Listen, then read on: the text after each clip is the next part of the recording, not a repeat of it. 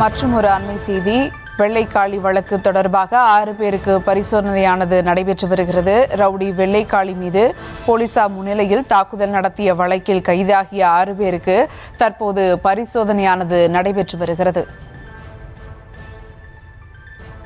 புட்டுராஜா encounter செய்யப்பட்ட நிலையில் மற்ற 6 பேரிடம் போலீசார் விசாரணையானது மேற்கொண்டு வருகின்றனர்.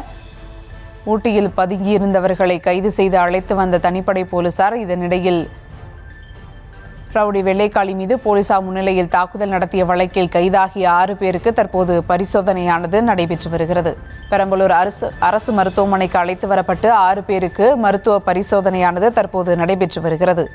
ரவுடி வெள்ளைக்காளி மீது போலீசார் முன்னிலையில் தாக்குதல் நடத்திய வழக்கில் கைதாகிய 6 பேருக்கு தற்போது மருத்துவ பரிசோதனையானது நடைபெற்று வருகிறது. மேலும் விவரங்களோடு இணைகிறார் செய்தியாளர் துரைசாமி. வணக்கம் துரைசாமி, விவரங்கள். பெரம்பலூர் அருகே நடந்த போலீஸ் என்கவுண்டர் சம்பவத்தில் ரவுடி அழகராஜா உயிரிழந்த நிலையில் கைது செய்யப்பட்டுள்ள மற்ற 6 குற்றவாளிகளை தற்போது மருத்துவ பரிசோதனைக்காக பெரம்பலூர் அரசு மருத்துவமனைக்கு போலீசார் அழைத்து வந்துள்ளனர்.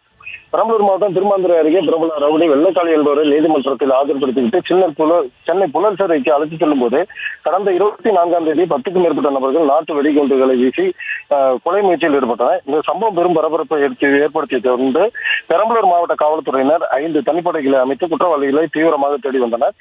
ரகசிய தகவலின் அடிப்படையில் இந்த வழக்கில் தொடர்புடைய ரவுடி அழகராஜா உட்பட 7 பேரை போலீசார் நேற்று இரவு கைது செய்தனர். விசாரணையின் போது தாங்கள் பயன்படுத்திய ஆயுதங்கள் மற்றும் நாட்டு வெடிகுண்டுகளை திருமாந்துறை அருகே உள்ள வனப்பகுதியில் மறைத்து வைத்திருப்பவராக அழகராஜா போலீசாரிடம் தெரிவித்தார். அதனைத் தொடர்ந்து ஆயுதங்களை கைப்பற்றுவதற்காக போலீசார் அழகராஜாவை அழைத்துக் கொண்டு வனப்பகுதிக்கு சென்றுள்ளனர். அப்போது திடீரென மறைத்து வைத்திருந்த நாட்டு வெடிகுண்டு ஒன்றை போலீசார் மீது வீசியதோடு அறிவாளால் காவல் உதவி ஆய்வாளர் சங்கர் என்பவரை வெட்டிவிட்டு அழகராஜா தப்பி ஓட முயன்றுள்ளார். இந்த தாக்குதலை அடுத்து மங்களமடை காவல் ஆய்வாளர் நந்தகுமார் துப்பாக்கியால் சுட்டது அழகராஜா தலையில் பலத்த காயமடைந்தார். காயமடைந்த நிலையில் பெரம்பலூர் அரசு மருத்துவமனைக்கு அழைத்து செல்லும் வழியில் அழகராஜா உயிரிழந்ததாக மருத்துவர்கள் தெரிவித்தனர்.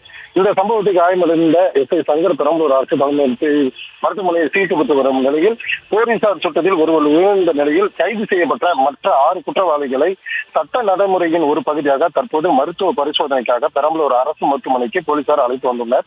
மருத்துவ பரிசோதனை முடிந்ததும் அவர்களை நீதிமன்றத்தில் ஆஜர்படுத்த நடவடிக்கை மேற்கொள்ள உள்ளதாக போலீசார் தெரிவித்துள்ளனர். இதனிடையே போலீசார் என்கவுண்டர் சம்பவம் பெரம்பலூர் குற்றவியல் நீதிமன்ற நீதிபதி ராஜசேகரன் சம்பவ இடத்தில் பார்வையிட்ட பின்பு தற்போது அரசு மருத்துவமனையில் காயமடைந்து காவலரை நேரில் சந்திக்க உள்ளார். இந்த சம்பவம் பெரம்பலூர் மாவட்டத்தில் பெரும் பரபரப்பையும் பாதுகாப்பு ஏற்பாடுகள் குறித்த சூழ்நிலையும் உருவாக்கி உள்ளது. கைது செய்யப்பட்ட நபர்களிடம் போலீசார் தொடர்ந்து தீவிர விசாரணை மேற்கொண்டு வருகின்றனர்.